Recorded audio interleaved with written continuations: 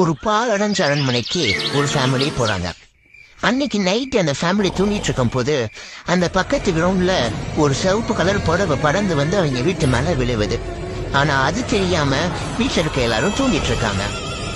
இப்படி தூங்கிட்டு இருக்க நேரத்துல அடுத்த நாள் காலையில அவங்க குடும்பத்துல இருந்து முரளின்ற பையனுக்கு பொண்ணு பார்க்க எல்லாரும் போயிட்டு இருக்காங்க கார்ல. அப்படி போயிட்டு இருக்கும் போது பொண்ணோட தங்கச்சி என்ன பண்றாங்க, மாப்பிள்ள வரக்கூடாதுன்னு சொல்லி கல் எடுத்து கார் மேல அடிக்கிறாங்க. உடனே கார்ல இருந்து இறங்கின முரளி அந்த கல்லை எடுத்து கர்ச்சீஃப்ல வைக்கிறாரு.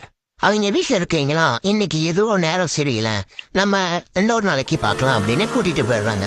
அப்படி போயிட்டு இருக்க வழியில ரோட்ல ஒரு வயசான அம்மா தன்னோட குழந்தைய வச்சுட்டு ரோட்ல நிக்கிறத பார்த்தா முரளி காலை விட்டு இறங்கி அந்த அம்மாட்ட போய் அந்த கீழே இருக்க பண்ணை எடுத்து கொடுத்து, காயப்பட்ட சிங்கத்தோட மூச்சு வெர்ஜினையோட பயங்கரமா இருக்கும் அப்படின்னு சொல்லி அந்த பண்ணை கொடுத்துட்டு திரும்ப வந்தாரு. இதெல்லாம் ஒரு பக்கம் நடக்கையில